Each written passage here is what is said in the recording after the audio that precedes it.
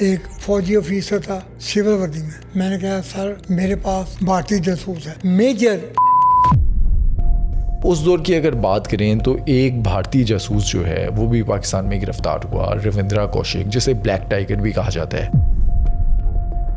دشمن ملک کو یہ پتہ لگ گیا تھا پاکستان کی ایٹمی تنصیبات کے حوالے سے. اس جاسوسی میں کیا ہوا، کیسے ہوا، رویندرا آیا کیسے، پاکستان کے باقی شہروں میں رویندرا کی نشاندہی پر، اس کے کہنے پر، اس کی مخبری پر کیا کیا آپریشن ہوئے اور جو راز باہر آئے وہ میں آپ کو ڈیٹیل بتاتا ہوں.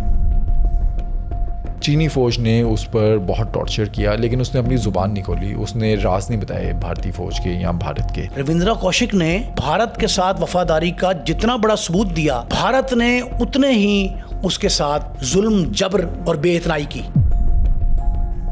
وہ کہتے ہیں نا ٹیشو پیپر کی طرح استعمال کیا اور ٹیشو پھینک پیپر کا دیا. استعمال اگر کرتے تو اور بات ہوتی. اس کو اتنا اہم نہیں سمجھا کہ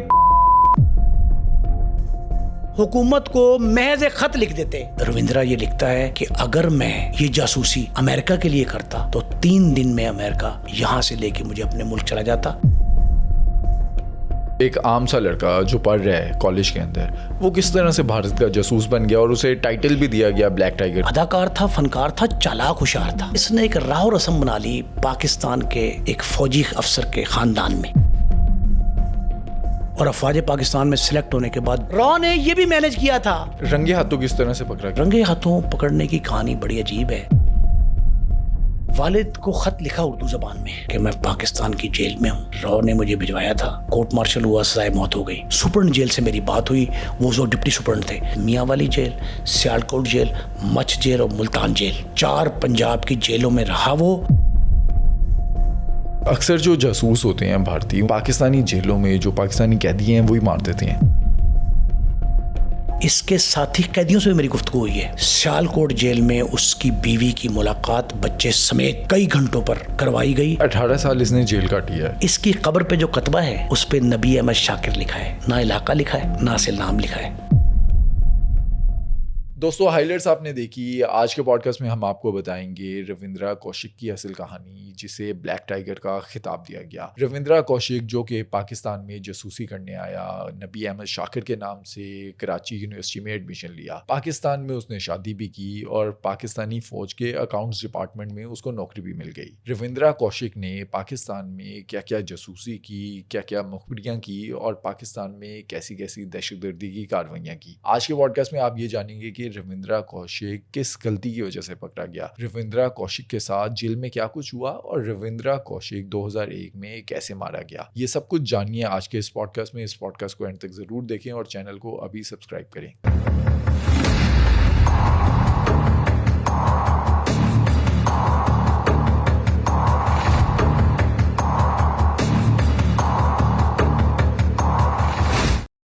نعیم صاحب، آپ کو یاد ہوگا آج سے کچھ مہینے پہلے ہم نے ایک پوڈ کاسٹ کیا تھا اجاز بٹ کا. اجاز بٹ نے اپنے پوڈ کاسٹ میں بتایا کہ وہ کسی کام کے سلسلے میں انڈیا گئے. جس گھر میں وہ ٹھہرے اس کے ساتھ والا گھر جو تھا وہ ایک میجر کا تھا، اور اس میجر کے گھر میں انہیں ایک ڈائری ملی جس میں کچھ نام تھے جو پاکستانی فوج میں جو پاکستان کے غدار تھے ان کے نام تھے. انہوں نے وہ پیجز وہاں سے پھاڑے اور پاکستانی اداروں کو وہ دے دیا، اور اس کے بعد ایک جاسوس بھی انہوں نے پکڑوایا.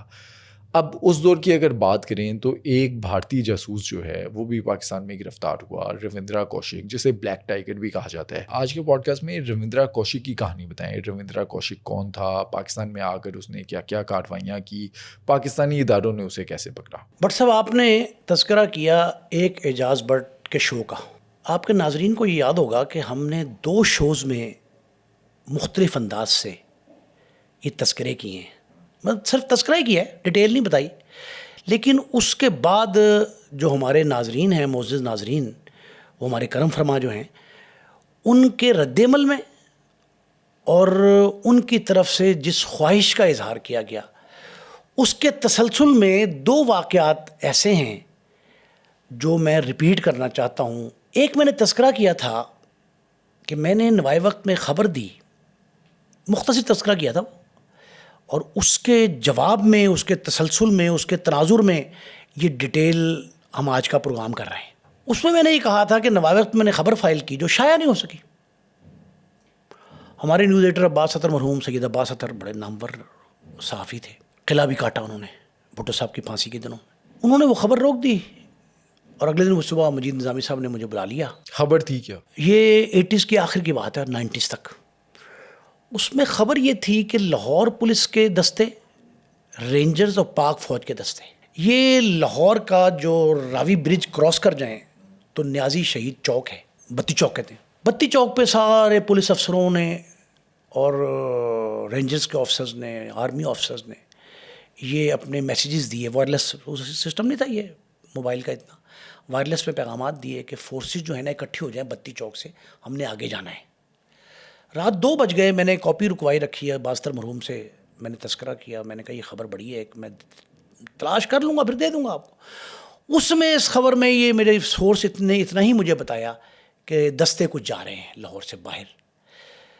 میں نے وہ خبر فائل کر دی کہ لاہور سے باہر جو ہے نا دستے بڑی تعداد میں گئے ہیں اور کسی بڑے آپریشن کی توقع ہے. صبح جب میں نے خبر نہیں چھپی اخبار میں تو مجھے بڑا دکھ ہوا اس بات کا. رپورٹر کے سب سے بڑا اہم اثاثہ تو خبر ہے نا.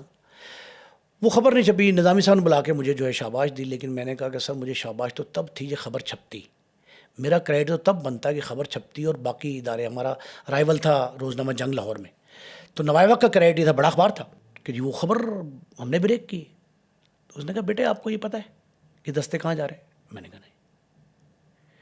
کہتے اسی لیے میں نے خبر روکی ہے. میں وہ ایڈیٹر ہوں، خبر رپورٹر کی روکتا نہیں ہوں، اور میں نے یہ خبر روک کر آپ کو آج خود وضاحت کرنی ہے کہ میں نے کیوں روکی. یہ خبر اس لیے فائل کی تھی آپ نے کہ جس جگہ پہ پاکستان کا ایٹمی پلانٹ ہے، ایٹمی تنصیبات ہیں کہوٹہ میں، یہ وہاں سے شفٹ ہو رہا تھا کامرے، اور اس کے لاجسٹکس، اس کا عملہ، اس کی تنصیبات، جو بھی جس میں آج کل ایران کو وہ امریکہ دھمکی دیتا ہے کہ یورینیم، ہاں یورینیم کا، کہ ہم افزودگی ختم کریں گے ان کی ہے. تو وہی افزودگی کے متعلق ساری لاجسٹکس جو ہیں وہ کہوٹہ سے کامرا شفٹ ہونی ہے. تو یہ میں نے کہا جی تو اس میں تو کوئی بری بات نہیں تھی اگر ہونی ہے. کہتے نہیں، یہ ہو کس وجہ سے رہی ہیں، اس وجہ سے خبر رک گئی. میں کہا کیوں ہو رہی ہیں؟ کہ آپ کے دشمن ملک، ہم ہمسایہ ملک کہتے ہیں نا. مجید نظامی صاحب بھارت کے بہت خلاف تھے کنوکشن کے ساتھ. انہوں نے کہا جی ہمارے دشمن ملک کو یہ پتہ لگ گیا تھا پاکستان کی ایٹمی تنصیبات کے حوالے سے، تو اب اگر یہ خبر میں چھاپ دیتا آپ کی، تو جس راستے کا ان کو پہلے مخبری ہوئی تھی کیا کہ موو کر رہے ہیں کامرا میں، کامرا موو کر رہے ہیں، تو اب آپ ان کو اپنی خبر کے ذریعے نیا راستہ بتائیں گے کہ اب یہاں آپ نے اٹیک نہیں کرنا. اس خبر کا ماخذ بھی یہی شخص تھا، رویندرا کوشک، جس کا آج ہم نے تذکرہ کرنا ہے. اور بالخصوص وہ جو کرائم تک ہمارے کاؤنٹر پارٹ جو انڈیا میں ہیں، جی شمس طاہر خان صاحب، بہت نالج ہے ان کا.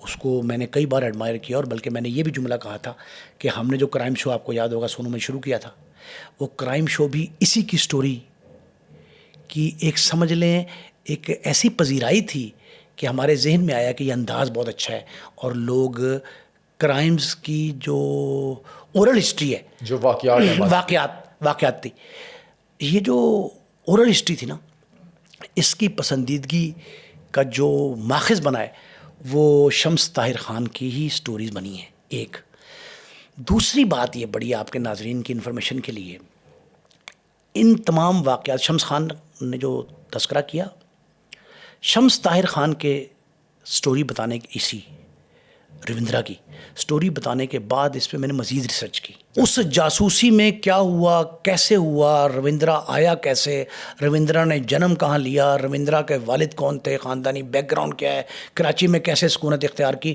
پاکستان کے باقی شہروں میں رویندرا کی نشاندہی پر، اس کے کہنے پر، اس کی مخبری پر کیا کیا آپریشن ہوئے. اس کا ایک اور پہلو، وہ ہر جاسوس کے لیے بالعموم اور بھارتی جاسوسوں کے لیے بالخصوص ایک بہت بڑا پیغام ہی نہیں، سبق بھی ہے. رویندرا کوشک نے بھارت کے ساتھ وفاداری کا جتنا بڑا ثبوت دیا، بھارت نے اتنے ہی اس کے ساتھ ظلم، جبر اور بے اتنائی کی. وہ کہتے ہیں نا ٹیشو پیپر کی طرح استعمال کیا. ٹیشو پیپر کا استعمال اگر کرتے تو اور بات ہوتی.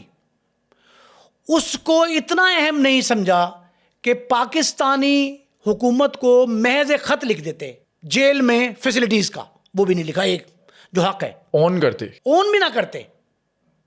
4 واقعات میں بھارتی جاسوس، 4 واقعات میں رویندرا کوشک کے بعد چھڑوائے گئے. اور بھٹو دور میں اور سنیں، بھٹو دور میں پکڑے گئے 5 جاسوس کے تبادلے میں. کشمیرہ سنگھ ایک جاسوس تھا, اس کو رہا کیا گیا. اس کے ساتھ کے اور بھی جاسوس تھے, ان کو بھی رہا کیا گیا. 71 کے جو قیدی تھے اس معاہدے میں شامل کیا جا سکتا تھا, 2001 میں مرا ہے نا یہ, اس میں بھی شامل نہیں کیا. اس سے پہلے 3 بھٹو صاحب کے دور میں, یحییٰ خان کے دور میں, ایوب خان کے دور میں جتنے سپائی تھے انڈین وہ واپس چلے گئے انڈیا. اور یہ جو ایک اور جاسوس جس نے پکڑوایا اس کو, جس نے پھنسایا اس کو, پکڑوایا کیا پھنسایا اس کو, روندرا کو, عنایت مسیح, وہ بھی ہندو تھا. یہ ہندو تھا روندرا, مسلمان کے روپ میں آیا. وہ ہندو تھا, عیسائی کے روپ میں آیا پاکستان میں. اس کے ساتھ 3 وہ غزنوی اور دوسرے لوگ جو تھے وہ 3 چھڑوائے گئے. تو اگر ان کو چھڑوایا جا سکتا تھا, تو یہ میں نے اس لیے بات آخر کی انتہا کی ابتدا میں کی ہے تاکہ بھارت کی ہٹ درمی اس کے جاسوس کے لیے بالخصوص جو بھارتی ایجنسی را یا اس کے اور ادارے جو ہیں ان کے ایما پر پاکستان میں جاسوسی کرتے ہیں یا پاکستان سے باہر. بھارتی جاسوس ایک پکڑا گیا ابھی ریسنٹ میں امریکہ سے, جس کا نام ہے لارنس بشنوئی کا بھائی ہے, سگا بھائی, جو بھارتی جیل میں قید ہے, تہاڑ جیل میں, اس کا چھوٹا بھائی انمول بشنوئی. اس پہ بھی بھارت نے الزام لگایا کہ یہ بھارت کے لیے جاسوسی کر رہا تھا امریکہ کو. وہاں پکڑا گیا, استنبول میں, کینیڈا میں, جہاں جہاں بھارتی جاسوس پکڑے گئے. ان سب کے لیے سبق ہے کہ بھارت اپنے اوپر جان فدا کرنے, ہتھیلی پر جان رکھ کر اس کی مخبری جاسوسی کرنے کے لیے ہر حد تک جاتا ہے. اس کو بھارت چھڑوانا دور کی بات ہے, جان بخشی دور کی بات ہے, اپیل اور بات ہے. بھارت اس متعلقہ ملک پاکستان سے اس کی فیسیلیٹیشن کی درخواست پہ نہیں کر سکا کہ اس کو جیل میں جو غیر ملکی قیدیوں کو مروجہ سہولتیں ہوتی ہیں وہ دے دی جائیں. اچھا, بھارت نے تو مانا ہی نہیں نا کہ یہ ان کا بندہ ہے. سب سے بڑا ظلم اور جبر جو 2 ہوتے ہیں نا جاسوس کے حوالے سے, وہ سن لیں. ظلم اور جبر یہ ہوتے ہیں کہ یہ کہہ کے بھجوایا جاتا ہے کہ اگر کل کلاں تم پکڑے گئے, ہمارا قابو کوئی آ گئے, تعلق نہیں, تو ہم لا تعلقی کا اعلان کریں گے. ایک جبر. دوسرا ایک جبر اور سن لیں. دوسرا جبر یہ ہوتا ہے کہ یہ جملہ انہیں اسپائس جاسوس کو یہ سکھایا جاتا ہے کہ تم پکڑے جانے کی صورت میں زہر پھانک لینا, راز نہیں اگلنا. یہ جملہ مشہور ہے ہندی میں جملہ ہے, زہر پھانک لینا لیکن اگلنا کچھ نہیں, راز نہیں اگلنے. اور آفرین ہے اس شخص پہ. وفاداری بشرط استواری اصل ایما ہے, مرے بتخانے میں تو گاڑو کعبے میں برہمن کو. یہ تھا بتوں کا پجاری, اسلام کا روپ دھارا تھا, اسلام کا حلیہ بنایا تھا, اسلام اپنے اندر طاری نہیں کیا تھا ہندو ہی, لیکن مرتے دم تک بھی اس نے ایک راز نہیں اگلا. اور جو راز باہر آئے اور اس کے خلاف جو کاروائی ہوئی وہ عنایت مسیح کی وجہ سے ہوئی. ڈیٹیل میں اگر جائیں, یہ جاسوس بنا کس طرح سے؟ مطلب ایک عام سا لڑکا جو پڑھ رہا ہے کالج کے اندر, وہ کس طرح سے بھارت کا جاسوس بن گیا اور اسے ٹائٹل بھی دیا گیا بلیک ٹائیگر. اب اس کا پس منظر سن لیں. 1952 میں 1952 میں یہ پیدا ہوتا ہے. راجستھان کا ایک محلہ ہے شری گنگا نگر, وہاں کی پیدائش. ایئر فورس میں آفسر تھے اس کے والد صاحب, پرانے آدمی تھے, اور BCom اس نے کیا. 4 بہن بھائی ہیں. 4 بہن بھائی, دوسرے نمبر پہ تھا بڑی بہن, پھر نیچے 2 چھوٹے, ایک چھوٹی بہن ایک چھوٹا بھائی. 4 بہن بھائی, ماں باپ, 6 افراد کا کنبہ. شری گنگا نگر جو ہے وہاں کا رہنے والا. ایکٹنگ کا اسے شوق تھا. ایکٹنگ ایک شوق, ایک ایکٹنگ ہے.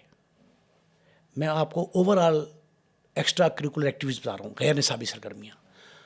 تقریر بہت خوبصورت کرتا تھا, ادبی محافل میں انعام جیتتا تھا. ایک شوق اس کو کالج میں جب یہ BCom پارٹ 1 3rd ایئر میں داخل ہوتا ہے تو اس کا شوق ابھر کر آتا ہے تھیٹر میں فنکاری کا, اداکاری کا. ایک دن یہ انٹر کالجیٹ ایک شو تھا لکھنؤ کے ایک بڑے تھیٹر میں, وہاں چلا جاتا ہے. وہاں اس کے کالج کے طلباء و طالبات کے علاوہ ڈگنیٹریز بہت سارے تھے. اس نے وہاں وہ جوہر دکھائے اپنے فنکاری کے, اداکاری کے, کہ وہاں جا کے اس نے لوگوں کا دل مو لیا.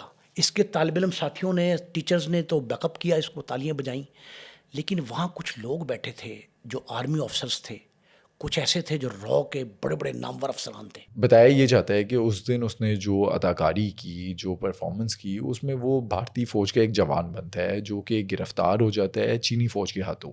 چینی فوج نے اس پر بہت ٹارچر کیا, لیکن اس نے اپنی زبان نہیں کھولی, اس نے راز نہیں بتائے بھارتی فوج کے یا بھارت کے, اور وہاں سے جو ہے وہ رو کی نظر میں آتا ہے. 60s اور 70s کے درمیان میں چائنا کا انڈیا سے سکفل ہوا تھا. چائنا سے انڈیا کے سکفل کے دنوں میں جو ہے نا وہ چھرے بھی گھونپے گئے فیس ٹو فیس چائنا کے بارڈر پہ, بھارت کے چھرے گھونپے گئے, دو بدل لڑائی بھی ہوئی, سنگینوں سے مارا.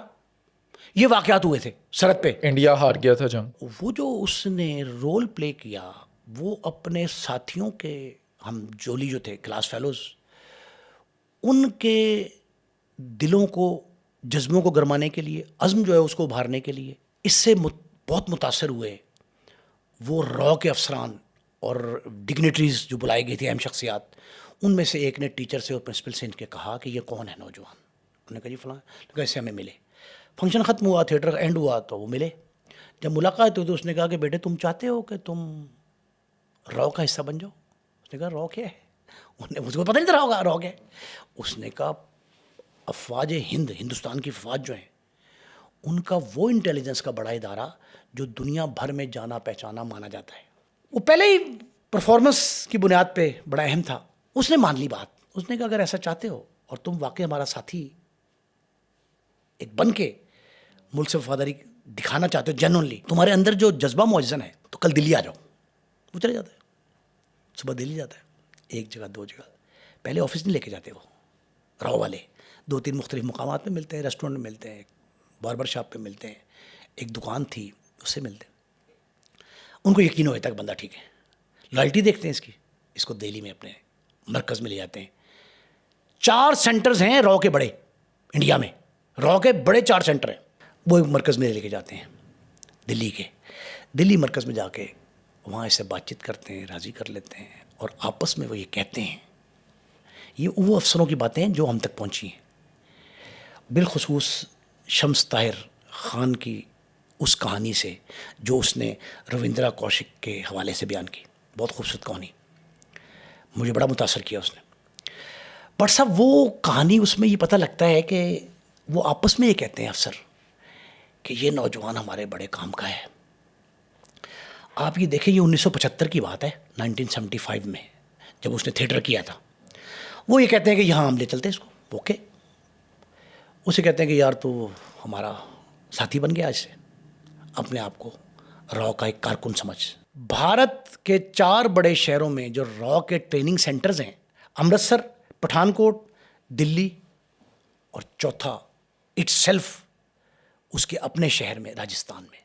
4 سینٹر میں تھوڑا سا رکھتے ہیں اس کو, ٹریننگ دیتے ہیں اس کو, ہر طرح کی بتائی جاتی ہے بات. اسے سب سے پہلے یہ کہا جاتا ہے, سب سے پہلا سبق, اور جاسوس کو ہر ایک کو دیا جاتا ہے لیکن اس کو پہلا سبق, جس دن تو دلی سینٹر میں ہمارے داخل ہوا اس وقت سے لے کے مرتے دم تک کوئی بات تو نے اپنے گھر والوں کو بھی نہیں بتانی. اسے پھر یہ جب بتایا گیا کہ تیرے ذمے ایک ٹاسک لگایا جا رہا ہے جو ہندوستان کہتے تھے, ہندوستان کے اعلیٰ ترین مفاد میں ہے, اور تجھے پاکستان بھیجا جائے گا, لیکن تو پاکستان جانے کا تذکرہ اپنے گھر والوں سے بھی نہیں کرے گا, تجھے یہ سبق دے دیا گیا. انہوں نے کہا ٹھیک ہے.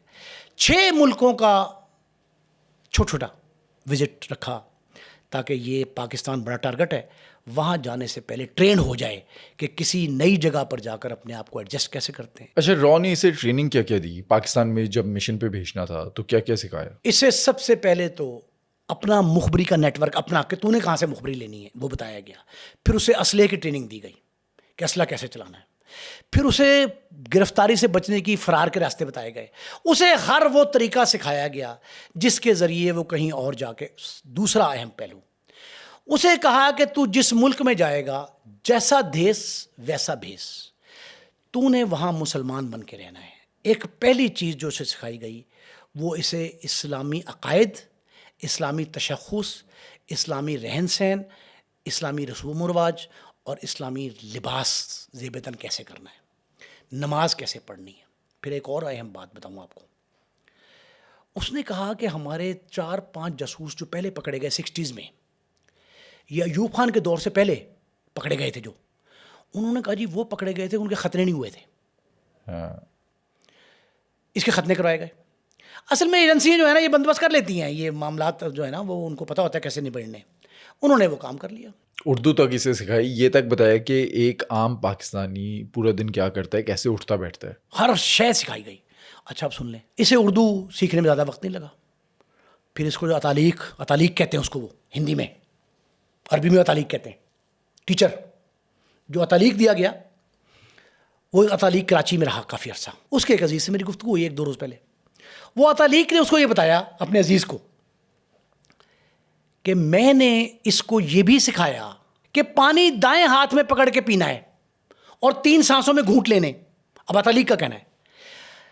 اب اس کے ساتھ ساتھ اس کو جب سارا کچھ سیکھ دیا گیا تو اس کا نام جو رویندرا کوشک تھا, اس کا نیا نام وہاں رکھا گیا جو انہوں نے نبی احمد شاکر, جس نام سے یہ پاکستان میں آیا.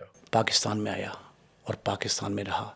پہلی 6 ملک پھر آیا تھا, اس کو تجربہ ہو گیا تھا غیر ملک میں رہنے کا, گھر سے دور رہنے کا. یہ بھی طریقہ ہے نا, جاسوس گھر سے دور رہے, لا تعلق بھی رہے. اس کو کراچی بھجوایا جاتا ہے اور کراچی بھجوایا گیا. کوئی شہر بیرون ملک آئے, بیرون شہر آئے, گھر سے باہر آئے اور کوئی ٹھکانہ نہ اس جگہ پہ اس کا.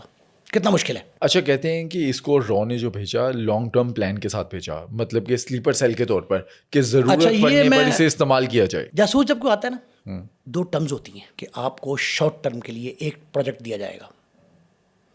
دھرندر فلم کے پارٹ 1 اور پارٹ 2 میں ایک شخص کو صرف لیاری کا ٹارگٹ دیا گیا. بھارت کا جاسوس ایک مشن پہ گیا تھا, 1 ٹائم مشن اسے کہتے ہیں. 1 ٹائم مشن میں اس نے جا کے وہاں جو راہ و رسم قائم کیے, اس کے فوری بعد وہ واپس چلا گیا اپنا مشن مکمل کر کے. یہ اس کا پہلا ٹرم کنڈیشن ہوتی ہے. دوسری یہ ہوتی ہے کہ مستقل بنیادوں پہ اس کو تعدم مرگ بھجوایا جائے, اور اسے جو ہے نا وہ یہی کہتے ہیں کہ یہ سلیپر سیل, کہ جب ضرورت پڑے گی, کوئی انفارمیشن چاہیے ہوگی تو استعمال کر لیں گے. یہ جو رویندرا کوشک تھا, اس کو جو دیا گیا تھا جو کچھ ٹاسک, اس ٹاسک میں جتنی مخبریاں تھیں وہ ڈیفنس ریلیٹڈ تھیں. یہ وہاں جاتا ہے, تھا ہوشیار آدمی, اداکار تھا, فنکار تھا, چالاک ہوشیار تھا. اس نے کہا میرے پاس 2 آپشن ہیں. ایک یہ ہے کہ میں کراچی میں اہل کراچی کے ساتھ مل کے رہوں, اور وہ رہنا پڑے گا, 6 ملکوں میں ٹریننگ کرایا تھا. دوسرا یہ تھا کہ میں ان اداروں میں گھس جاؤں جن اداروں کی مخبری پہ مجھے مامور کیا گیا ہے. چپ کر کے یہ اس مشن پہ لگ گیا. پہلے تو یہ ہے کہ اس نے LLB, چونکہ پاکستانی رہن سہن, ڈھنگ, طور طریقے, اسلامی نماز پڑھنے کا طریقہ وہ تو سیکھ گیا تھا. کراچی یونیورسٹی میں اس نے ایڈمیشن لیا. اس نے لاء میں ایڈمیشن لینے کا فیصلہ کیا, لاء میں ایڈمیشن ہو گیا اس کا, اور یہ ایجنسیاں مانیٹر کر لیتی ہیں, مینیج کر لیتی ہیں. داخلہ ہو گیا. داخلہ ہوتا ہے اس کا اسی نام پر جو اس نے رکھا تھا پاکستان میں. نبی احمد شاکر جو ہے, نبی احمد شاکر کے نام پہ اس کا داخلہ ہو جاتا ہے, یہ وہاں چلا جاتا ہے. اس دوران روزنامہ نوائے وقت کراچی میں ایک اشتہار چھپتا ہے فوج میں بھرتی کا, کہ فوج میں بھرتی کی جا رہی ہے مختلف شعبوں میں, اور جو شعبے 5-6 جن پہ کرائٹیرین پہ پورا اترتا تھا, اس میں ایک شعبہ تھا اکاؤنٹس کا. اس کے ذہن میں ایک طریقہ آیا کہ میں نے داخلہ لے کے کالج میں اپنے تعلقات تو بنا لیے, لاء کا اسٹوڈنٹ ہے, ایک شیلٹر بھی مل جائے گا, قانون سے واقفیت بھی ہو جائے گی, تو زیادہ اچھا طریقہ ہے کہ اب میں اس ادارے میں جس کی مخبری مجھے لینے پہ مامور کیا گیا ہے, جو بھارتی ایجنٹ کا کردار مین ہے, تو میں اس کے لیے وہاں کیوں نہ جاؤں. اس نے وہاں پہلے اپلائی کر دیا. ابھی اس میں بڑی زبردست بات ہے ڈیٹ وائز. اس نے پہلے اپلائی کر دیا اس اشتہار کے مطابق, افواج پاکستان کے ادارے نے جو اشتہار دیا تھا اس میں اپلائی کر دیا اس کے اکاؤنٹس ڈپارٹمنٹ میں, جہاں یہ کوالیفائی کرتا تھا. ایک دن خوشی کا عالم یہ تھا کہ اس نے پھر ایک پیغام بھیجا کہ جناب میں تو سلیکٹ ہو گیا افواج پاکستان میں. اور افواج پاکستان میں سلیکٹ ہونے کے بعد 2 کام ہوئے بڑے اہم. پہلی بات تو یہ ہوئی سب سے اہم کہ اس نے سلیکٹ ہونے کے بعد میجر تک کے پوسٹ تک گیا تھا. یہ اس ڈپارٹمنٹ جو ایڈمنسٹریٹو ڈپارٹمنٹ تھا اکاؤنٹس کا, لیکن میجر کے رینک پہ یہ پہنچا. بھارتی ان کی تو خوشی کی انتہا نہیں رہی, را کے ایجنٹس افسران کی, مقام کی, انہوں نے کہا تو بڑا زبردست آدمی. ایک کام یہ کیا. دوسرا اس نے ایک راہ و رسم بنا لی پاکستان کے ایک فوجی افسر کے خاندان میں. فوجی افسر جو ہے, دانستہ میں اس کا نام نہیں لے رہا, وہ ماشاء اللہ حیات ہیں, اچھے فیملی ہے ان کی, کراچی میں بڑے پوش ایریے میں رہتے ہیں. ان کے گھر اس کا آنا جانا ہوا, راہ و رسم ہوئی, اور اس نے ان کے گھر میں ان کی بیٹی سے راہ و رسم اتنی ہوئی, عشق ہو گیا, لو میرج کر لی. لو میرج بھی اس طرح کی ہوئی کہ اس کے دوست احباب شامل ہوئے. اس کے گھر والوں کو کسی کو نہیں پتا کہ اس نے شادی بھی کر لی ہے, اور یہ پاکستان میں ہے. وہ بے خبر ہے اس سے, اس کے گھر والے, لیکن اس نے دوستوں کو اپنے شامل کیا شادی میں. اور وہاں اس کی بیٹی امانت جو ہے, فوجی افسر, پاکستانی فوجی افسر, ان کی بیٹی امانت سے دھوم دھام سے شادی ہوئی اچھی. اور اس کا نام نبی احمد شاکری تھا. کسی کو نہیں پتا. کسی نے بیک گراؤنڈ چیک نہیں کروایا کہ اس کے ماں باپ, گھر والے, فیملی والے کچھ چیک کروانے کی ضرورت ہی نہیں ہے بٹ صاحب. جب کراچی یونیورسٹی میں ایک طالب علم پڑھ رہا ہے, کراچی کا رہائشی ہے, کراچی کا شناختی کارڈ ہے, سارا کچھ اس کے پاس ہے. اچھا ایک اور سنیں, را نے یہ بھی مینج کیا تھا کہ پاکستانی شناختی کارڈ بھی نبی احمد شاکر کے نام کا, پاکستان کا راشن کارڈ, اس وقت راشن پہ کارڈ پہ راشن ملتا تھا نا, آٹا چینی گھی, وہ راشن کارڈ بھی اس کو لے کے دیا تھا پاکستان کا. تو وہ کراچی میں تصدیق کرنے کی ضرورت کیا تھی, سب کچھ اس کا تھا اپنا ہی. یہ وہاں چلا جاتا ہے اور خود جا کے شادی بیاہ کا رسوم و رواج طے کرتا ہے. اس کے دوست شامل ہوتے ہیں, دھوم دھام سے شادی ہوتی ہے. اس کے ہاں ایک بچے کی ولادت بھی ہو جاتی ہے. اب یہ باقاعدہ پاکستان کا ایک شہری بن کر, صاحب اولاد ہو کر, گھر بار والا, گھرستی والا ہو کر یہاں رہنے لگتا ہے, اور کسی شخص کو نہیں پتا کہ کیا صورتحال ہے. ایک پاکستانی صحافی کا میں نے پوڈ کاسٹ دیکھا, وہ رویندرا کوشک کے بارے میں بتاتے ہیں کہ نبی احمد شاکر کا جو بیٹا اریب تھا وہ بھارتی ایجنسی نے مروا دیا تھا, اس شک میں کہ کل کو یہ نہ ہو کہ وہ اپنی فیملی کی وجہ سے اپنے مشن سے ہٹ جائے. ریکارڈ پہ بات موجود ہے لیکن مصدقہ نہیں ہے, اس کی تصدیق نہیں کی جا رہی ہے. وہ کہتے ہی ہیں کہ کراچی میں اب بھی باقاعدہ حیات ہیں, بیوی اور بچہ. اب ہوتا کیا ہے, یہ کیسے پتہ لگتا ہے اس کی شادی کا؟ انہوں نے تو شادی تو پاکستان کی, اس کی موجودگی ہی خفیہ تھی. تو یہ رویندرا کوشک جو ہے یہ اپنے بھائی سے بہت لو, چھوٹے بھائی سے بہت لو کرتا تھا. اس کی شادی کا پیغام ملا اور یہ تو کہہ کے آیا تھا گھر میں ملازمت کرنے جا رہا ہوں دبئی. اور جو ایئرپورٹ پہ چھوڑنے سے گھر والے آئے تھے وہ تو دبئی کی ایئر فلائٹ پہ چھوڑنے آئے تھے, اور جو مینیج کیا ہوا تھا را نے وہ یہ تھا کہ وہ پاکستان کی فلائٹ پہ بیٹھے گا. کراچی کی فلائٹ تھی ڈائریکٹ. اب یہ اپنے بھائی کی شادی میں جاتا ہے اور ان کو خط لکھتا ہے, پیغام بھیجتا ہے را والوں کو کہ میرے بھائی کی شادی ہے اور میں مس نہیں کرنا چاہتا. انہوں نے اگر اس کو پاکستان سے ایکس پاکستان لیو سمجھ لیں, ایکس پاکستان لیو یعنی بھارت جانے کا, اپنے اصل دیش میں جانے کی اجازت دینی تھی, تو وہ لیت و لال کر رہے تھے. تو اس نے یہاں تک کہا کہ مجھے اگر یہ نوکری بھی چھوڑنا پڑی تو میں چھوڑ دوں گا, لیکن جاؤں گا بھارت اپنے بھائی. اس نے ایک طرف تو کراچی میں کسی کو نہیں بتایا کہ میں بھارت جا رہا ہوں, دوسری طرف اس نے اپنے گھر والوں کو کہا کہ میں نہیں آ رہا ہوں, لیکن شادی میں شرکت کا اس نے فیصلہ کر لیا تھا. پاکستان میں یہ چونکہ آرمی کے اکاؤنٹس میں کراچی آفس بیسڈ تھا, وہاں ملازم تھا باقاعدہ اور بڑے عہدے پہ پہنچ گیا تھا. چھٹی کیسے لی اس نے؟ اس نے لکھا کہ میں عمرہ کرنے جاتا ہوں سعودی عرب, اور نبی احمد شاکر اسی نام سے. اس نے کہا کہ میں عمرہ کرنے جاؤں گا. لوگ تو اسے مسلمان ہی سمجھتے تھے, انہیں کیا پتا کہ بھارت جاسوس اور ہندو ہے. اس کو انہوں نے, پاکستان میں تو کوئی بھی ادارہ محکمہ سرکاری ہو نجی ہو, وہ عمرے حج کی چھٹی سے تو انکار نہیں کرتا. اب اس کو اجازت مل گئی. یہ اسی طرز پہ یہاں سے سعودی عرب سے دبئی, دبئی سے پھر انڈیا یہ جاتا ہے. بھائی کی رسوموں, جتنی شادی کی رسومات تھیں ان میں شرکت کرتا ہے. شرکت کر کے اور ان سے یہی کہتا ہے کہ میں دبئی سے آیا, بھی دبئی سے تھا, کہ میں دبئی میں ملازمت کرتا تھا, وہاں سے یہاں کو دبئی کی فلائٹ پہ آیا تھا. اچھا, کہتے ہیں کہ جب یہ اپنی فیملی سے ملتا ہے تو اس کی فیملی کہتی ہے کہ اب تمہاری شادی بھی کرنی ہے, اور وہاں پر یہ بتاتا ہے کہ میں نے دبئی میں شادی کر لی. اس کے حلیے کی تبدیلی سے ان کو شک گزرتا ہے. انہوں نے کہا جی کہ وہاں جس طرح کا ماحول تھا, جیسا دیس تھا ویسا بیس تھا میرا, تو میں اسی حلیے میں رہا. پھر وہ کہتے ہیں چلو ٹھیک ہے, تو ہم تمہاری بھی شادی جو ہے نا یہاں پلان کرتے ہیں, اور تمہارے لیے ہم نے رشتہ دیکھا ہے. ماں اسے جب یہ کہتی ہے, اس کا باپ, اب میں آپ کو ایک اور بات بتاتا ہوں بڑی اہم. باپ تھا اس کا ایئر فورس افسر, عسکری ماہر تھا, اچھا افسر تھا. وہ بھی بے خبر رہا اس سارے معاملات سے, لیکن مرتے وقت اس کو خبر ہوئی تھی کہ میرا بیٹا کس پرابلم میں آیا ہے اور وہ کہاں ہے. اس سے پہلے تو سب کو یہی پتا تھا کہ معاش کی غرض سے, روزگار کی خاطر یہ دبئی میں. جب اس کے گھر والے پریشر ڈالتے ہیں کہ تیری شادی ہم نہیں کرنی ہے, تو تب یہ بامر مجبوری یہ کہتا ہے کہ جناب لا آف لینڈ کے تحت مجھے وہاں کی پی آر لینے کے لیے سکونت کی خاطر مستقل شہری بننے کے لیے شادی کرنا ضروری تھا. میں نے ایک شادی کر لی ہے اور اب میری بیوی پریگننٹ ہے. اس وقت بچہ نہیں ہوا تھا جب یہ گیا. میری بیوی جو ہے زچگی کے عالم میں ہے اور اولاد ہونے والی ہے. تو میں اب یہاں شادی نہیں کروں گا. اب ایک اور بات ہوں، اب امانت سے جو اس کی شادی ہے وہ اسلامی طریقے پہ نکاح ہوا ہے، کورٹ میرج نہیں ہے، مسلمان کی حیثیت سے شادی تھی. جب یہ سارا کچھ ہوا تھا تو اس نے اپنے گھر والوں کو یہ نہیں بتایا کہ اس انداز سے ہوا. انہوں نے کہا کہ دبئی کے لاء کے تحت جو ہے نا میں نے میرج کی. یہ خیر اتنی اطلاع دے کے واپس آ جاتا ہے پاکستان. اسی راستے سے پہلے سعودی عرب پھر دبئی. وہ مجبوری تھی اس کی.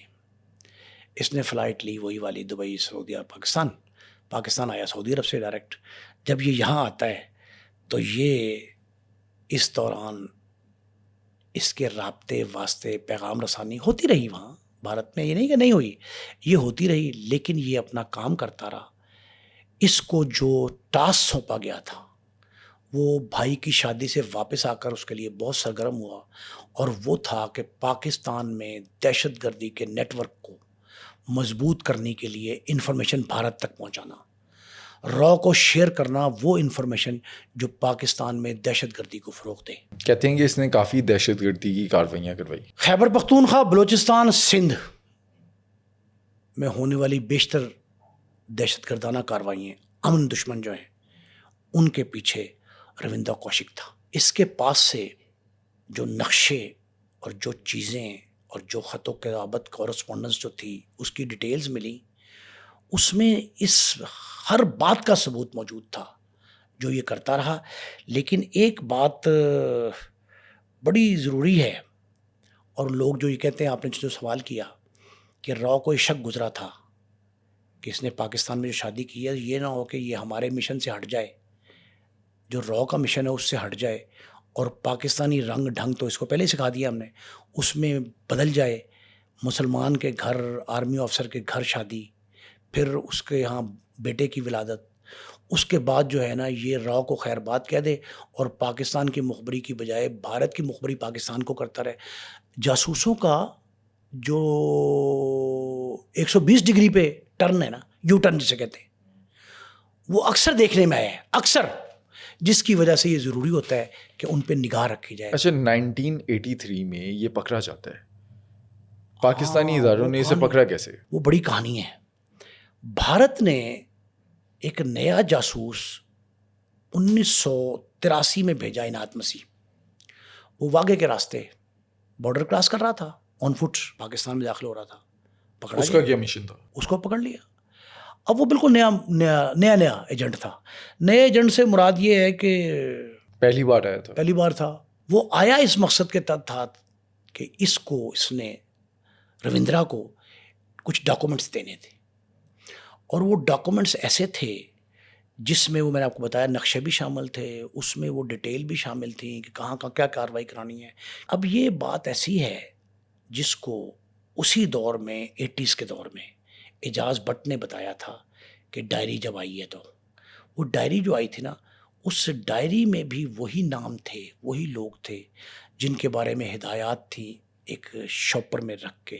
اس وقت تو کورسپونڈنس ایسی ہوتی ہے نا 80s تک، تو وہ واٹس ایپ گروپ تو نہیں بنے ہوئے تھے نا. تو اس کے لیے وہ جو عنایت مسیح کو بھیجا گیا تھا، ہندو تھا وہ بھی، وہ وہاں لاہور کا بارڈر کراس کر رہا تھا. پکڑ لیا اداروں نے پکڑا. تو وہ جو روٹین میں تفتیش ہوتی ہے، ٹارچر کیے. ٹارچر ٹرین کی تفتیش ہوتی ہے نا، بارڈر ایریا ہے. وہ بارڈر ایریا پہ ان سے جب تفتیش ہوئی تو اس نے سارا کچھ ٹٹے طوطے کی طرح اگل دیا. اس نے بتا دیا کہ کس طرح سے اس نے کہا مجھے نبی احمد شاکر بن کے پاکستانی ادارے میں ہے. اس نے کہا جی کہ مجھے را نے جس بندے سے ملنے بھیجا ہے اس کا نام روندرا کراچی میں ہے، نبی احمد شاکر کے نام سے رہتا ہے، لا اس نے کر لیا ہے، بیوی بچے اس کے فلان ہے، یہ ہے وہ ہے فلان. اب یہ ہو سکتا ہے کہ یہ ٹریپ ہو، عین ممکن ہے کہ اس کو پھنسانے کے لیے بھارت نے کیا ہو، عین ممکن ہے، کیونکہ ہاتھ جو اٹھا لیا اس سے. رنگے ہاتھوں کس طرح سے پکڑا؟ رنگے ہاتھوں پکڑنے کی کہانی بڑی عجیب ہے.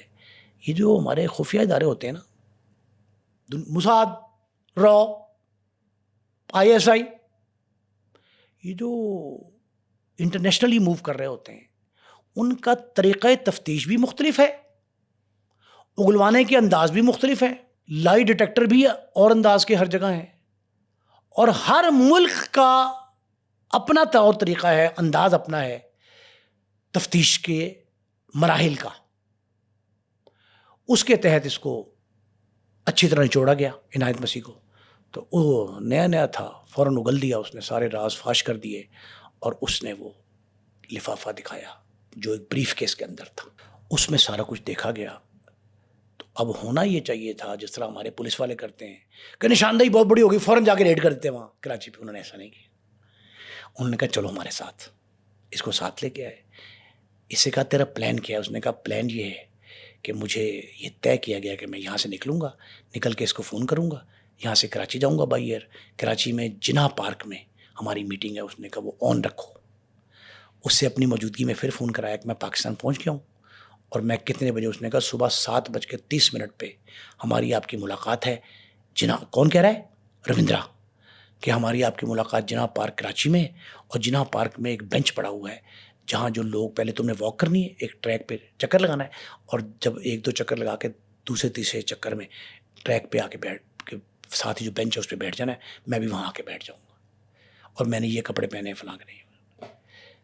ہمارے ادارے جو ہیں خفیہ ادارے پاکستان کے, وہ اسے ہی طے شدہ پروگرام کرے. اس نے کیسے آن رکھو, رابطے میں رہو ٹیلی فون سے. وہاں پہنچ گئے, چاروں طرف سے پارک کو گھیرے میں لے لیا. اس دن 4 یا 5 صرف وہ جو آتے ہیں نا صبح واک کرنے ارلی مارننگ, وہ واکرز 4-5 ہی تھے, سادوں کو نہیں جانے دیا اندر. وہ واک کر رہے تھے, یہ جا کے بیٹھ گیا اسی طے شدہ. وہ آگے بندہ آ کے بیٹھا جس کا نام نبی احمد شاکر, اصل کیا تھا رویندرا کوشک. رویندرا کوشک تھا. اور رویندرا کوشک آ کے بیٹھا, یہ گفتگو کر رہے تھے. گفتگو 15 منٹ تک جاری رہی. سارا کچھ ہو گیا. جب وہ حوالے کرنے لگا کاغذ, اوپر سے وہ جوان آ گئے, انہوں نے دونوں کو اٹھایا, گاڑی میں ڈالا, گاڑی میں ڈال کے لے گئے.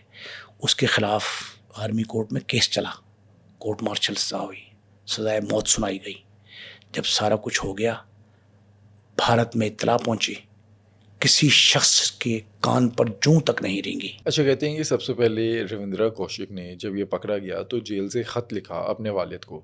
والد نے خط پڑھا تو اس کے بعد ڈیتھ ہو گئی ان کی. والد کو خط لکھا اردو زبان میں, اردو سمجھتا تھا. اس نے وہ خط پڑھا اور یہ لکھا کہ میں پاکستان کی جیل میں ہوں, جاسوسی کے الزام میں رو نے مجھے بھجوایا تھا, جاسوسی کے الزام میں گرفتار ہوا, میرا ٹرائل ہوا, کورٹ مارشل ہوا, سزائے موت ہو گئی. اب میں سزائے موت بھگت رہا ہوں پاکستان کی جیل میں. جیسے سے خط پڑا اسی دوران اس کو ہارٹ اٹیک ہوا, ہسپتال لے گئے, وہاں ڈیتھ ہو گئی. اس کے بعد اس کے والد نے خط تو موڑ توڑ کر ٹیچر نے پھینک دیا تھا. وہ سامان میں سے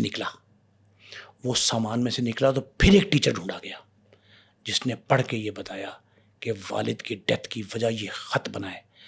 اور اس خط میں یہ لکھا تھا والد کو رویندرا نے, نبی احمد شاکر, اس نے یہ خط میں لکھا تھا کہ سیکٹری داخلہ سے میری بات کریں کہ میں نے سب کچھ ملک کی خاطر کیا تھا, اور یہ ملک کی خاطر جو میں نے 3-4 خطوط ہیں, ویسے تو اردو میں ہی ہیں سارے ملک, اور وہ اگر خط کسی اور زبان میں ہوتا تو مسئلہ بنتا اس کے لیے.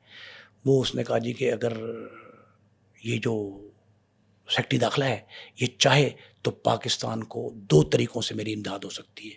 جیل میں مجھے, کراچی کی جیل میں مجھے سہولیات دلوائی جائیں, اور میری معافی کروائی جائے کنٹری ٹو کنٹری لیول پہ. بھارت پاکستان کی سرکار سے یہ کہے کہ اس کو چھوڑ دو, اور اگر وہ اس طرح نہ مانے معافی, عام معافی پہ, تو اس کے عوض بھارت کچھ, اس نام لکھے ہوئے خط میں کہ بھارت ان پاکستانی فوجی قیدیوں کو جن کو پکڑا ہوا ہے ان کو چھوڑنے پہ راضی ہو جائے, اس کے تبادلے میں میری رہائی کروائی جائے. یہ بھی لکھا رہا. لیکن انڈین گورنمنٹ جو ہے مانتی نہیں ہے. انڈین گورنمنٹ نہیں تسلیم. انڈین گورنمنٹ نے چوں تک نہیں رینگی. یہ خط لے کے اس کے بھائی اور بڑی بہن ہوم ڈپارٹمنٹ گئے, 3-4 بار گئے, عدالت میں پٹیشن کی, تب بھی کچھ نہیں بنا, اور کوئی ذرہ برابر امداد کو نہ آیا. تو ایک خط اس نے اور لکھا, اس میں رویندرا یہ لکھتا ہے کہ اگر میں یہ ایجنٹی, یہ مخبری, یہ جاسوسی امریکہ کے لیے کرتا تو 3 دن میں امریکہ یہاں سے لے کے مجھے اپنے ملک چلا جاتا, اور میں آج آزاد حیثیت میں زندگی گزار رہا ہوتا. اس نے بھارتی اداروں پر، را پر بالخصوص، اور دیگر بھارتی قوانین نافذ کرنے والے ادارے جو ہیں ان پر بالعموم لان تان کی ہے. ایک دوسری بات، کراچی کی حد تک کوئی ریکارڈ نہیں ملتا کہ اس کی بیوی یعنی امانت اور اس کا بیٹا ایوب جو ہے وہ کوشش کرتے رہے باہر بیٹھ کر رہائی کی. ہم نے پہلے بھی کہا ایک دفعہ رہائی کی کوشش کرتے رہے، ملاقات میں نہیں گئے، لیکن اس کو کراچی سے پنجاب لایا گیا ایک وزیر اعلیٰ کے حکم پر. میاں والی جیل، سیالکوٹ جیل، مچھ جیل اور ملتان جیل، 4 پنجاب کی جیلوں میں رہا وہ. سیالکوٹ جیل میں اس کی بیوی کی ملاقات بچے سمیت کئی گھنٹوں پر کروائی گئی. سپرنٹ جیل سے میری بات ہوئی، وہ اس وقت ڈپٹی سپرنٹ تھے. وہ یہ کہتے ہیں کہ ہم نے پنجاب حکومت کے وزارت داخلہ پہ احکامات کے تحت یہ وہ کروائی، اور یہاں کرنے کے بعد سارے معاملات جو ہیں وہ طے تھے. لیکن بھارت نے اس کو چونکہ اون نہیں کیا، را نے اپنا ایجنٹ تسلیم نہیں کیا، اپنا جاسوس تسلیم نہیں کیا. پھر اس کی ایک اہم بات جو ہے نا، اس نے سپریم کورٹ میں رحم کی اپیل کی، جو اسے سزائے موت دی گئی تھی. سزائے موت کے خلاف اپیل میں وہ منظور ہو گئی، عمر قید میں تبدیل ہو گئی. کہتے ہیں 18 سال اس نے جیل کاٹی ہے. مجموعی طور پہ 18 سال 5 جیلوں میں رہا. یہ کوئٹہ میں چند دن، سیالکوٹ، میاں والی، مچھ اور ملتان. ملتان آخری اس کا وہ عرصہ جب یہ 21 نومبر 2001 کو بیماری کے باعث. اچھا، اس نے اپنی بیماری کا تذکرہ 2 بار کیا خطوط میں اپنے گھر، ایک والد کے نام پہ، ایک چھوٹے بھائی کے نام پر، جس کی شادی میں گیا تھا یہ. اس میں اس نے کہا کہ مجھے ٹی بی ہو گئی ہے. خط میں لکھا ہے کہ مجھے ٹی بی ہو گئی ہے. پاکستان میں ٹی بی کی ادویات میں اثر نہیں ہے. یہ بالکل ٹھیک ہے.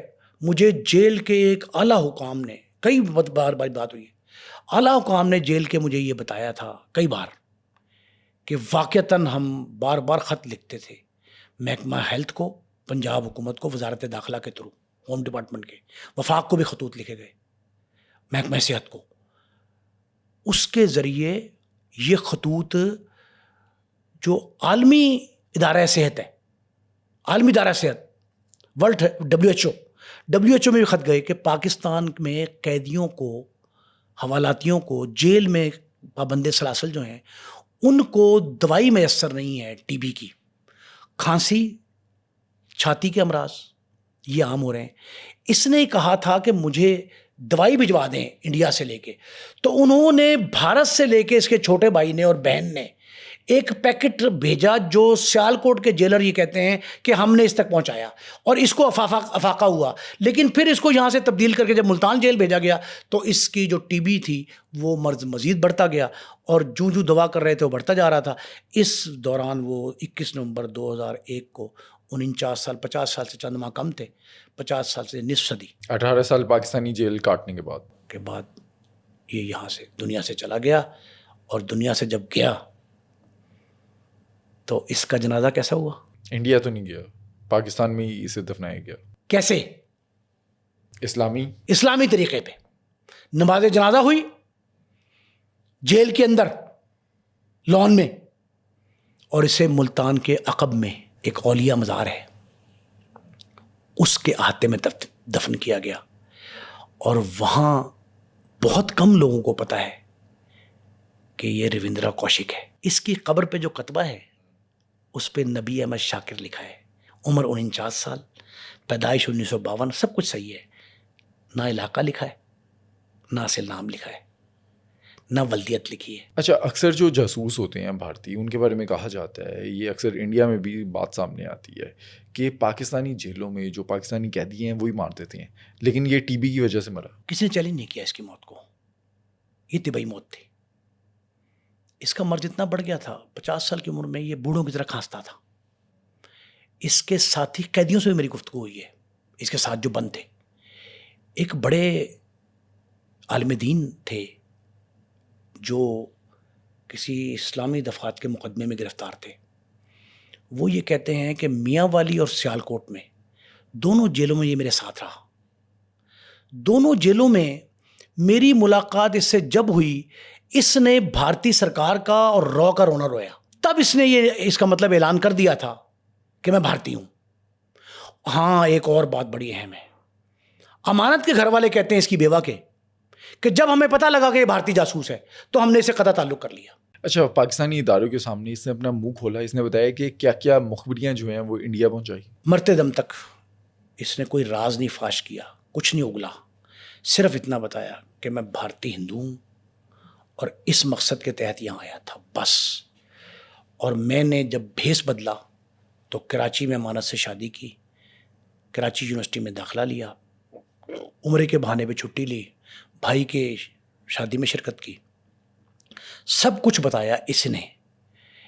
عنایت مسیح کا اس کو پتہ تب لگا جب کورٹ مارشل ہوا. عنایت مسیح کو سزا ہوئی, سزا اس کے تو صرف معمولی سزا ہوئی نا, اس کو واپس بھی چلا گیا. اچھا عنایت مسیح واپس چلا گیا, اس کی رہائی ہوگی. اس کی رہائی تو ہوئی نا, صرف اس نے غیر قانونی طور پہ سرحد عبور کی تھی نا آن فٹ, وہ تو 6-7 ماہ کی قید تھی اور چلا گیا. اس کے علاوہ کئی قیدی تھے بھارت کے جو واپس چلے گئے, جن کے لیے بھارت نے کوشش کی. لیکن یہ جو وفادار تھا رویندرا شوکت, رویندرا کو بھارتی اداروں نے, بھارتی حکومت نے, بھارتی سرکار یعنی, یا کسی اور نے اون نہیں کیا سوائے اس کے کہ اس کو بلیک ٹائیگر کا خطاب دیا اندرا نے. وہ خطاب برائے نام تھا. اس خطاب کا آج خطاب کے طور پہ تذکرہ موجود ہے, لیکن اس کے ساتھ کوئی روح رعایت, کوئی حسن سلوک, کوئی کسی قسم کی آسائش, سہولت وہ ساتھ نہیں آئی. اور آج اس کی جو ضرورت ہے وہ اس طرح کے جاسوس جو ہیں نا, ان کے لیے یہ ایک لمحہ فکریہ ہے کہ رویندرا کوشک کے ساتھ جو کچھ ہوا, اب کوئی شخص اگر را کا ایجنٹ بن کے پاکستان کا کسی بھی ملک میں جائے گا تو اس کو اسی طرح کے معاملات کا سامنا ہوگا. اور یہ سبق ایک بہت بڑا سبق ہے. آج 2026 میں ہم دیکھتے ہیں, کچھ مہینے پہلے کی نیوز ہے کہ پاکستان کے اندر بھارتی جاسوس جو ہیں وہ پکڑے گئے جو انڈیا کے لیے پاکستان میں جاسوسی کرتے تھے. سوشل میڈیا پر بڑا وائرل ہوا یہ کہ نارووال, بھاولپور, آزاد کشمیر, نیلم وادی میں یہاں سے 5-6 لوگ پکڑے گئے. لیکن اس سے پہلے اگر آپ کو یاد ہوگا, شہزاد بھٹی کے پروگرام میں ہم نے بتایا تھا کہ کچھ بھارتی ایجنٹ, کچھ بھارتی جاسوس, کچھ ان کے کارندے اسلام آباد سے پکڑے گئے تھے. شہزاد بھٹی نے 2 انکشاف کیے تھے. ایک اس نے کہا تھا کہ ایک مذہبی جماعت کے سربراہ پابند صلاح قید ہیں آج کل, ان کے ایک اہم وکٹ ان کی گرنے, جملہ کہا تھا انہوں نے اپنے انٹرویو میں, ہمارے ساتھ جو انٹرویو تھا کسی بیرون ملک سے, کہ ان کی ایک بڑی وکٹ گرنے والی ہے اور ان کے ایک دستے راست کو, مذہبی جماعت کے سربراہ کے دستے راست کو شہید رو مروانا چاہتی ہے, شہید کر دیا. ابھی اس طرح کے فگرز کی نشاندہی, ٹارگٹ کرنا, ان پہ عرصہ حیات تنگ کرنا, ان کا سرویلنس یہ جاسوس کرتے ہیں. جنہوں نے یہ بتایا کہ سوشل میڈیا اکاؤنٹس کے ذریعے عورتیں جو ہیں نا بھارتی را کے ایجنٹس ہیں, وہ خواتین, وہ ہنی ٹریپ کرتی ہیں دوستی کا بہانہ کر کے, پھر وہ رقم کا لالچ دیتی ہیں, ایزی پیسہ, کرپٹو والیٹس, بینک اکاؤنٹس, اور یہ خواتین جو ہے را کے ایجنٹس بن کے تو یہ ان کو پھنساتی ہیں. پھانسنے کے بعد جو ہے استعمال کیے جاتے ہیں اور ان سے مخبری کرائی جاتی ہے پاکستان کے ان حساس علاقوں کی بھی. اب وادی نیلم جو ہے, اگر کسی کو اس کی حساسیت کا پتہ لگ جائے, کتنی جگہ سے بارڈر لگتا ہے اس کو, کہاں کس کا لگتا ہے, یہ بڑی حیران کن باتیں ہیں. تو یہ جو واقعات ہوئے ہیں اوپر تلے, ان میں درجنوں لوگ پکڑے گئے ہیں. اور یہ بالخصوص یہ جو پاک بھارت حالیہ معاملہ ہوا ہے اس میں, اور پراکسی وار جو افغانستان کے ساتھ, افغانستان کی سرحد پہ, پاک افغان سرحد پہ جو کارروائیاں ہماری افواج پاکستان دلیر سپوتوں نے کی ہمارے, ان میں جو خوارج الہند مارے گئے اور جو پکڑے گئے زندہ, ان کی ڈیٹیلز بھی یہی ملی ہیں کہ یہ پاکستان کی سرزمین پر امن دشمن کارروائیوں میں ملوث تھے, بھارت کے ٹرینڈ ہیں, را نے ان کو پرپزلی پاکستان میں بھیجا ہے, یا پاکستان کے سرحدی علاقوں میں, خاص کر یہ جو وادی تیرا, وادی خیبر, یہ جو خیبر ضلع بن گیا اب, یہ تورخم, لنڈی کوتل, چمن, میران شاہ، یہ ایسے اب اور جو گلگت بلتستان میں واقعات 3-4 کنزیکٹیو ہوئے مسلک کے بنیاد پہ کیے گئے، ایسی ان ساروں میں نا بھارتی ایجنٹ شامل تھے، اور ان ایجنٹوں کو سبق حاصل کرنا چاہیے روندہ کے اس ایکٹ سے جو بھارت نے اس کی گرفتاری کے بعد اس کے ساتھ کیا، اور وہ را جس نے اس کو 8-7 سال کی ٹریننگ کے بعد یہاں بھیجا تھا، 6 ملکوں میں پھرانے کے بعد ساری تربیت دے کے سارے اخراجات برداشت کیے تھے اور کیا کچھ اس سے توقع رکھی تھی، اور جب وہ قابو آ گیا تو اس پہ جس طرح ہاتھ اٹھایا، یہ سب کے لیے سبق آموز ہے۔ دوستو، آج کا پوڈ کاسٹ اینڈ تک دیکھنے کا آپ کا شکریہ۔ آج کے پوڈ کاسٹ میں ہم نے روندرا کوشک کی کہانی آپ کے سامنے رکھی ہے۔ اگلا پوڈ کاسٹ آپ کس ٹاپک پر دیکھنا چاہتے ہیں کامنٹ سیکشن میں ہمیں بتائیں، اور آج کا پوڈ کاسٹ آپ کو کیسا لگا اس حوالے سے اگر آپ کا کوئی بھی سوال ہے تو کامنٹ سیکشن میں ہم سے شیئر کریں۔